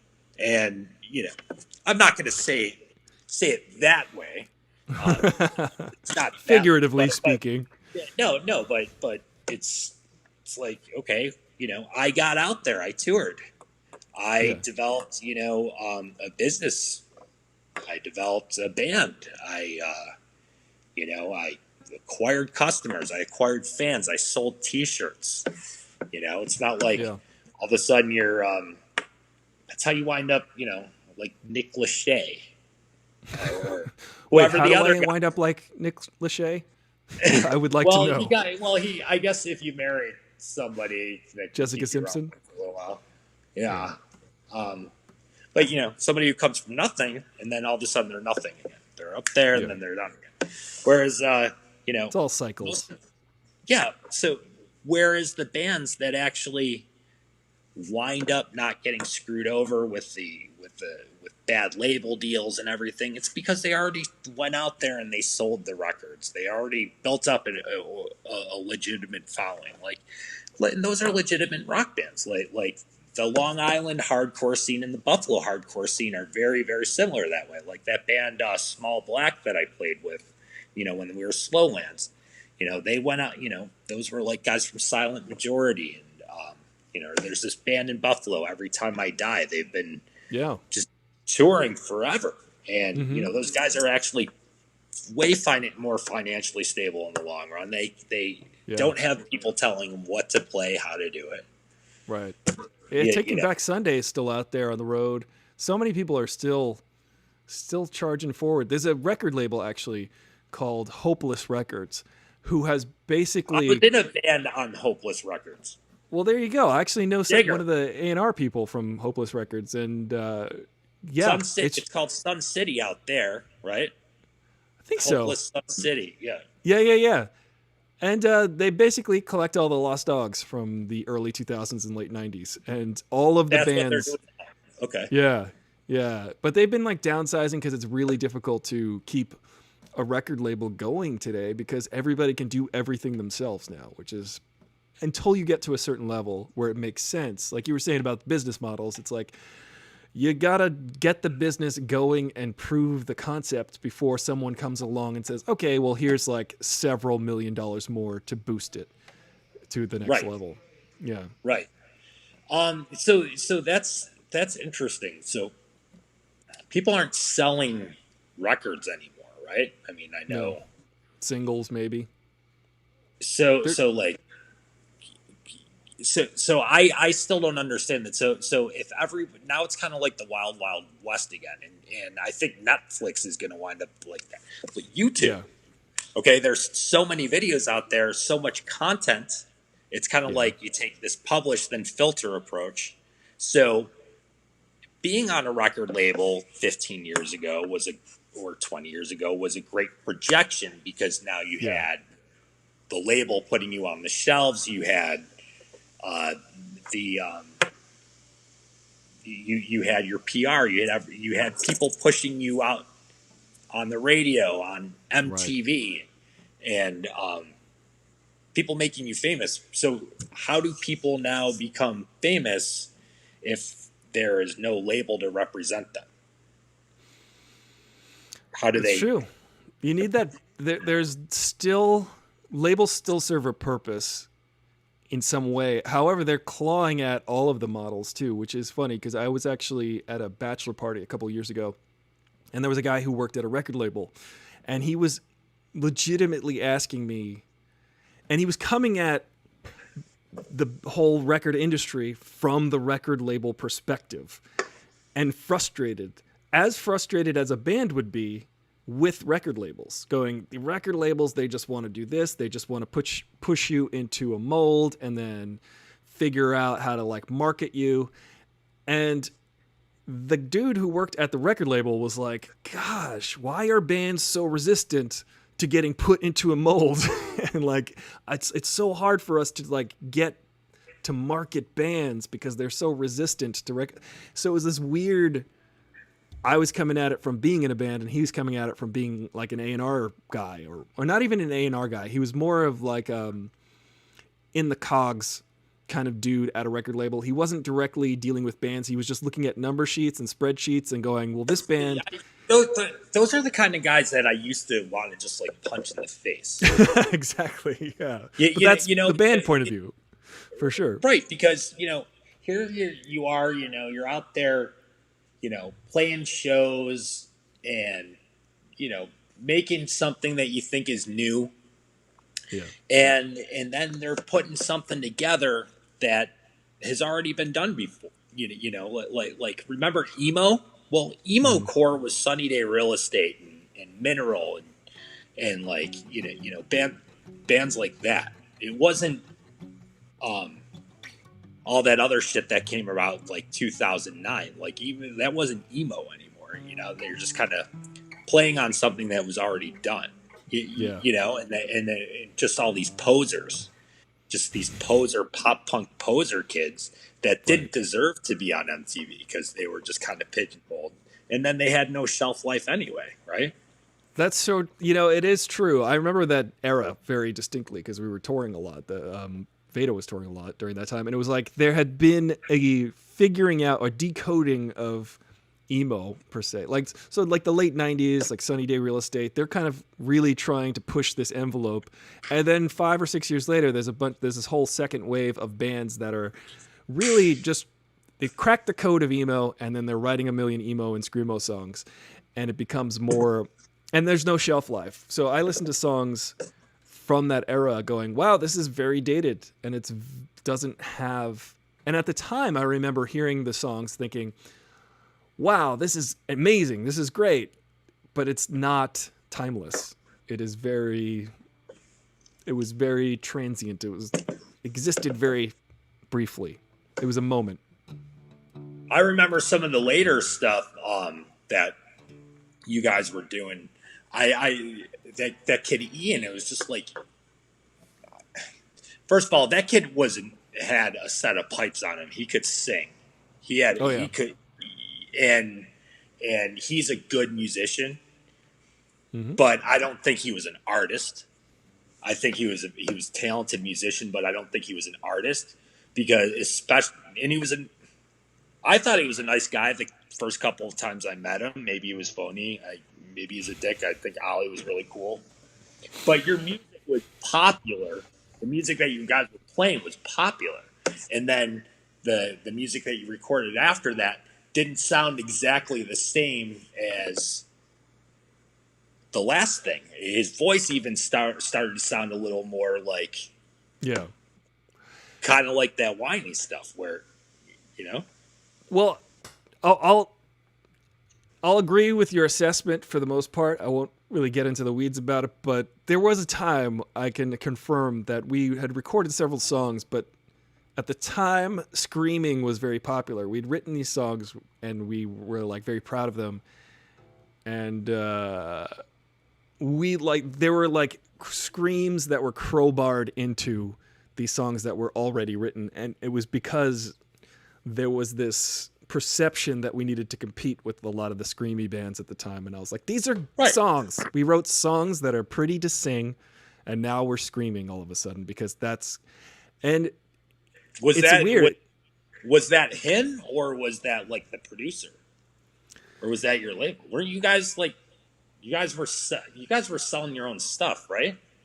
I don't remember. Yeah, we were on a label for a while, and then we had like a major label offer, which was a saga that I can get into on another show, which was just insane. I might have told you about it, but Jen the Fierce says, I heard you met or played around or near Flyleaf and Amberlin. True or false? True. We played a show with Flyleaf and we played a show with Amberlin. Played a show with Flyleaf. What's that? We played a show with those guys too. Yeah. They were like the top of the hill. Like I'm actually still friends with Josh and Jason Sturm, who Josh married Lacey from Flyleaf. They got married, and we were actually playing with Josh and Jason's band called Kairos. We were playing several shows with them. We heard that they played a show with Flyleaf, and then suddenly there was this romance blooming between. They drive a Volvo, but they do play stadiums still because they play particularly focused Christian rock. So they played Angel Stadium like 5 years ago, packed Angels Stadium. Oh, pretty wow. Neat. Yeah, pretty neat stuff. And inappropriate as well, because they're I think that was why they made that booking. But yeah, we did play with those groups. There's so many stories I could tell about those things, but I don't know if we have time. It's actually warming up. It's like 100 degrees here in LA today, I think. Hey Siri, what's the temperature? Hey Siri, tell me the temperature. Siri doesn't like to listen to me. Jake showed me some videos of Veda. Y'all were good. I can't unsee the goatee though. Sorry. It was a thing. Listen, you had a goatee? Well, I had a little thing on my face. The soul patch? The soul patch, yeah. Oh, wow. Listen, Michael had a mustache. I did. Yeah. Everybody has bad. Everyone's hairstyle right now is embarrassing and terrible in 10 years from now. Yeah. Right. So in the future, right now, like if you look at those, I of course saw the Joe Strummer thing, the fight thing, like probably the 890 times it was viewed. I probably watched it 889 those times. Yeah. But I looked and I had cheesy sideburns. Yeah. What the hell was I wearing? I thought sideburns were way gone. Why would I do that? It's so stupid looking. You know what? It's funny. I always say, I'm from the future and I'm here to warn you about your terrible haircuts.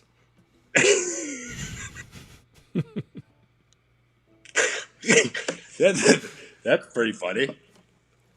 That's a joke I made up in my head. That's a good one. I'm going to have to get some merch, and I would love if you rocked a Piva shirt. And I would definitely wear that. A Piva shirt and a Piva mug. I don't know about Piva mug, but I'll register all your pets for free, too. Oh, well, that's good. So far, I don't even have so much as a hamster. But once What I got, happened? You had a rooster and you had the dogs and. yeah, I had a whole menagerie.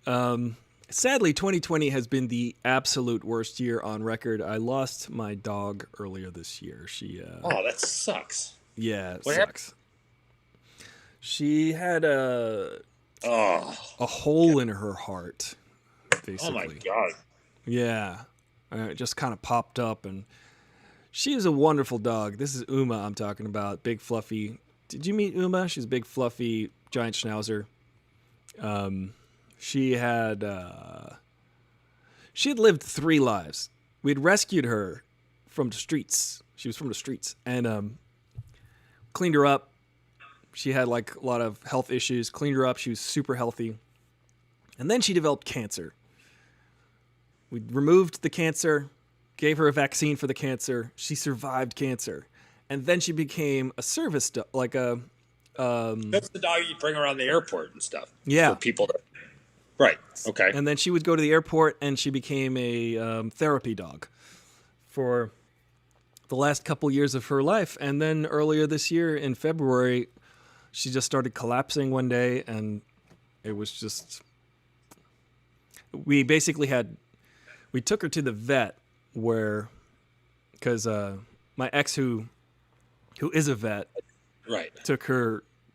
She called me and she's like, Uma's not doing well, and then we took her to the vet, and there were literally 5 or 6 vets who had known Uma and known Lori. It was at the place that Lori used to work at. I mentioned her name. She's a veterinarian. If you guys want to check her out, she does health. She's therapy. What does she do now? She does acupuncture for Not dogs now. scanning for microchips. I know that. You're gonna die on that hill, Michael. So she called me up and let me know, and then we went there, and there was like 6 vets. Just really, we wanted to get 6 opinions, and they were all like, "Yeah, she's not gonna make it." So we had to let her go. Dude, being a veterinarian is not something I could ever do. And I don't think it's what they really anticipated doing when they became veterinarians. I mean, there have been some situations where I've been like in a vet office, like this one time, in particular. I'm sitting around. We had like a scanner connected to like a kiosk in the lobby, and this guy, just one of these old school Buffalo guys was in the Navy, like talks like ain't, like whatever. He brings his like He was like, bulldog matey. in. He's just like, yeah, this is my best friend. I guess I'm a little crazy, but he got up in the middle of the night and he had to go out and pee, and he was a little sluggish coming in. So it's my best friend, so you got to play it safe, right? Blah blah blah. Yeah. Like. Then, like maybe 20 minutes after that, 10 minutes after that, I just hear the guy, no. They had to put the dog down. Yeah. Because he had something ruptured, and the poor guy, obviously, he didn't have the $3,000 for like the procedure, and that's what really sucks too. It's just like, this is going to cost like $3,000-$4,000, but it's going to be painful. We don't know what's going to happen. Right. Yeah, and now you think you're bringing your dog in to just, get, see what the problem is with the stomach ache. Give me some special dog Pepsid or something in there. Right. Yeah, we got to put him down. That's like. Yeah. I remember the vet did that. When I was like 19 or something like that. I took my dog in on a rudimentary appointment, and the vet was just like, it might be time to put her down. Fuck you, So I think they just a lot of them just kill animals all day. I mean, yeah, that's the sad part is like the healthcare system, the pet healthcare system. Like when, I don't know if you saw that movie, Sicko by Michael Moore. And he was talking about like some guy lost 2 fingers on a construction site and he didn't have enough money to reattach both fingers. So he had to pick which finger they could reattach that would be most useful to him in his profession, which is just decisions that you shouldn't have to make, which sucks. But Yeah, Jake is bringing up that bands are still selling vinyls, which is to switch gears. Yeah, but back where are to, the records? Where are the record stores? there Because are some in LA. There's still some in LA, but that's about it. Silver Lake, of Yeah, course. exactly. Yeah. There's record stores next to record stores, next to coffee shops in Silver Lake, which is Are there any record stores with coffee shops? they might as well just do a fusion place where you can drink coffee out of a molded record, because I feel like that would be the ultimate hipster move. Yeah, and you know what I think it's bullshit. I don't think vinyl sounds better than CDs. CDs were an improvement of vinyl. I mean, right? there's definitely a different quality. I think vinyl has more of a there's more of like there's a different sound quality, but you can get really high-end digital sounding stuff that sounds immaculate also. So I don't, and records technically aren't immaculate because every little imperfection in that groove is going to create an unintended sound. And whereas digital is going to sound exactly the same every time. Like if you have one digital version of a song, it's exactly the same as the next digital version of a song. If you have one record versus the same recording but a different physical record, it's going to have a unique sound every time because, just the one little hair or one little piece of dust in that groove is going to create a new little sound. Nice little pop. Yeah. Which is, I think, I remember you said it best when you couldn't really get into the newer Star Wars movies. Oh yeah, because they were just too crystal clear visually. Yeah, and you kind of missed that kind of film-esque kind of look. For sure, right? Yeah. Right. The problem though with film though, it just doesn't hold its value. It just deteriorates. Yeah. I mean, it looks like garbage. Like you watch like a movie like Ghostbusters, right? And it just looks like Sigourney Weaver just looks like just so old and like shitty. It's just like, what kind of shitty cameras were they using then, right? But it, I don't think it looked that bad back in 1984 or whatever it was. It probably looked halfway decent. Just yeah. Didn't Scorsese try to sue Kodak for that? I don't know. Do you know that Kodak just got $500 million because they're going to be the answer to create the Corona vaccine? Yeah, I heard about that. It's insane. They've got to rebrand. This is a company that is the equivalent of the horseshoe guy that didn't see the value in maybe investing in GM. Right. Didn't, it was going digital. Let's stay on top of the curve here. Let's reinvent. They were the first ones to make a digital camera, consumer digital camera, and they just were like, "This isn't gonna last, but we'll make one." And they actually bailed after the first few digital cameras that they created. They were like, and then Canon kind of led the march toward digital after that. Okay. All right. But no, you're right, though. You're absolutely right. Kodak did not want to pursue digital camera making. They wanted to continue making film and producing chemicals.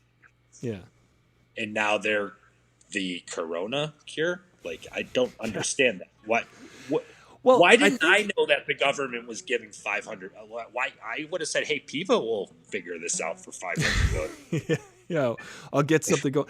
I think Kodak, I'd have to research this, but my assumption is Kodak deals a lot with chemical processes because they developed film stocks.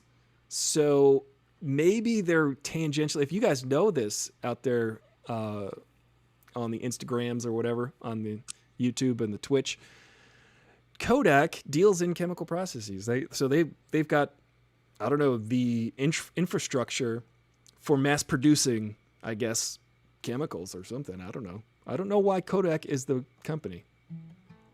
I don't either. I think it seems a little fishy. It does. It seems like there's a little payola. There's a little like, hey Kodak, I've got investment in Kodak. Jake says, we gotta spend this money by the end of Q3. Let's, yeah. You guys are sitting in Rochester. Nobody's gonna keep an eye on you. I have no idea. I've got all these stock options in Kodak, and let's dump it there. They are providing the chemical ingredients for COVID-19 treatments. That's what Jake A says. So I guess the assumption was sort of in the right direction there. Yeah, it makes sense. I mean, just think of all of the film itself as just a chemical, solution situation, because it's exposed to light and then the chemicals react and create the image. I understand that.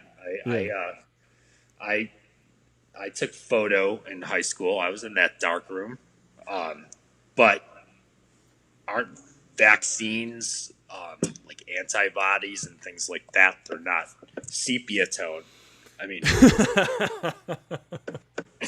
no, they're not made of silver nitrate. Yeah. I don't know. I haven't.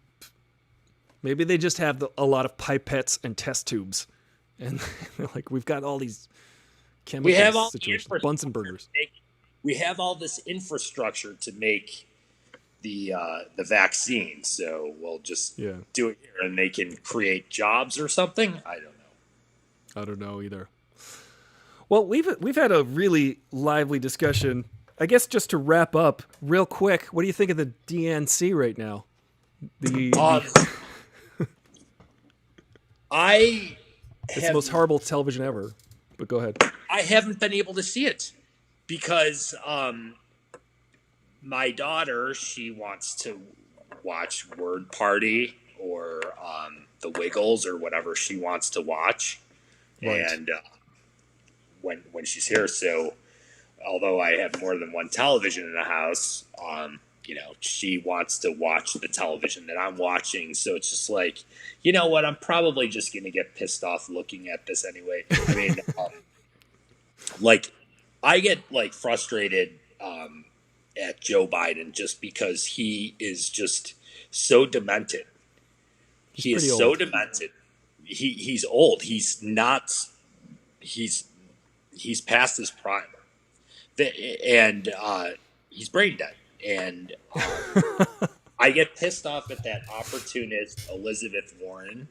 I don't like how she could just simply allege a half-truth and cater into, the majority of the people who are watching those debates are like, okay, you got the rich billionaire who now she's going to blow up the story about saying that, he was some kind of sexist, tyrannical asshole at Bloomberg LP. Such a half-truth. I mean, I worked there. The women made just as much money as the men. It was the first company to give away, the length of, maternity leave that they did. It was a great organization. And, Bloomberg's also a guy that doesn't need money. I mean, they extended a third term for him to be the mayor. He was a great mayor. And now you have all these people from all over the place listening to Elizabeth Warren, just falsely accusing this guy, just for no reason. There's nothing he could do about it. Right. So that's why we have Joe Biden. Bloomberg, I think, is the guy who was smart enough, who could have really taken this country in the direction that it should be going, in my opinion. Right. And Biden is not it, and Trump is sure as shit not it. So it's just like, you thought 2020 was a bad year. I don't know. I just hope it gets better. I mean, there's only so many cars. I don't care how cheap the cars come. I want people to be happy again and healthy. Yeah. Happy and healthy is a good wish for most people. And listen, I'm watching the DNC these last couple nights, and I'm looking at Biden, and I'm like, oh, man, it's hard to get excited about Biden. I'm going to vote for him. I hope everybody votes for him, please. But he is very old. He is I feel like he's knocking on death's door. And that's sad. He's definitely at that advanced age where you're like, any day now. Which is well, also like he. I guess we all do this from time to time, but like he'll be talking about something, and then he'll just be like, it's like he's literally talking to an old person. Like, just doesn't make any sense. In fairness, Trump is not any better. Also, yeah. Yeah. Also, Trump's not even a drinker, I guess. He's just a total asshole. I mean, at least I can like blame certain behaviors on maybe drinking or something. Yeah. Like, why were you like there's throwing an excuse. the cones in the street to get tased 7 times? Because I was drinking. Fair enough. That was awful, by the way. I mean, I literally shit my pants and everything. It was terrible. Oh, good God. It was awful. Yeah, don't get tased, bro. Please. Yeah. I'm glad those days are behind you. Yes. That was at least a year and a half ago. No, I'm kidding. That was like 10 years ago. But that was still too recent. Yeah. Yeah, it's too recent to get tased and shit your pants. But I'm glad that you're healthy and safe. And hopefully you get that new car. But I could have, if I could have gone all over the interwebs and said how I was, abused by the cops and this, that, and the other thing. But I didn't want everybody to know that I was 33 years old and getting tased for being drunk and throwing, cones in the street. Right. But I could have made a very good point that, the cops will fuck you up if you fight the law and the law wins, Yeah. sometimes. I fought the law and the law won. To bring it back to rock and roll. Condyland says, DNC, why so many celebrities involved, ? Condyland, it's funny. Like the Democratic... How come you see all these messages? I don't see anything. I've got like chat rooms all up on my screens so I can see them. Oh, cool. And you got really good photography on your screen too. You got like a professional camera. So on these videos, am I kind of like the deaf person translator? Like you're talking and I'm just the guy in the little box in the corner. Just basically, you're the sign language expert. Yeah. Yeah. Cool. Actually, yeah. Everybody's just lip reading. But I find it funny that a lot of Republicans will complain about a lot of celebrities, and this is not necessarily you, Condyland, but like a lot of people will be like, why are there so many celebrities that are Democratic or for the Democrats? It's like, well, the current president is a reality TV star who literally had the Celebrity Apprentice, and also Ronald Reagan was an actor. So the Republicans are notorious for having celebrities actually become president versus the Democrats who have maybe celebrities endorse them, which I think it's kind of it's a weird to me. It's a counterintuitive point to try to argue when someone says, shut up, celebrities. We don't want to hear from you about what you think about politics. Meanwhile, a reality TV show host became president, which it seems incongruous. You have advanced knowledge of this question because you're answering it very, very, very well. No, I've thought about this a lot. I've thought about that. And she finally asked it, or did somebody ask you this question? Because Condyland was just asking about the DNC. Yeah, it is a very celebrity-filled situation, but it's like I think celebrities use their celebrity to advance social agendas, which are very. I mean, celebrity actors tend to be artsy. Artists tend to lean toward social issues and put more value in social issues. They already got their money. They're already rich. And so but they want to stay rich. They want to appease to the people that are making them rich. A lot of these celebrities, I think it's let's go on the side that's winning because it's safer, because Trump makes his own bed without question, but maybe it's almost trendy. Yeah. To be seen supporting what is not Trump. Yeah, I think generally you have more musicians, and I always find this funny too. almost invariably, every time they play a rock and roll song at a Trump convention, that artist is like, do not ever play our song at your convention. Like, fans of rock and roll, I've literally seen comments where people are like, I love Rage Against the Machine, but they're so damn liberal. And it's just like, dude, it's literally called Rage Against the Machine. It's called, like, that's who they are. People seem to they can't square that circle. Yeah, what are they expecting to listen to? Limp Bizkit? Limp Bizkit seems very Trumpian. We're going to go after this because it's getting warm. It's getting hot in here, as Nelly would say. Ben Shapiro made the point that Republicans love Trump in part because he's one of the only celebrities that like them. Not true, of course. Clint Eastwood, Tim Allen, so on. Also, yeah, James Woods, Tim Allen, yeah. Very conservative celebrities. But, Tool time, Tim. Well, yeah. Michael, I'm going to... It all goes back to his neighbor, John Bonham. Yes. Right? Outdoor. Indeed. Michael, this has been awesome. I'm going to end the stream. Thank you so much for being a guest. Next time we should figure out a way to jam. Maybe I definitely would like to do that, and I would definitely like to see the edited version of this. Yeah. I think Jen will have... It's 2 hours. It's pretty long.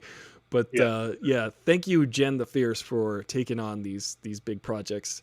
It's been really helpful. She could chop it up into like different, part 1, part 2, part 3, and then smart. Yeah, that's a great idea. Because there are a couple different topics. Yeah, indeed. Come up. And everybody, follow Michael Hamilton at Piva Fetch. Michael's doing a good thing. He's helping us secure our pets' data so that we can locate them when they're lost, and it's really important. I think that's a good venture, and I wish you luck in that, man. So yeah, cool. Well, we'll be hiring. We'll be hiring you. Yes, to do cool things for us. I'll play bass. We need our branding to be cool. Yeah. I think it's a great concept. All right, guys. Thank you. I'm gonna head out. Hang out for a second, Hamilton, if you want. But I'm gonna end the stream now. Okay. This has been awesome. Cheers, everybody. I'm Aristotle, Full Throttle, your bro in the know with the fro. This has been Michael Hamilton over here, and I'll see you guys tomorrow. Thanks for watching.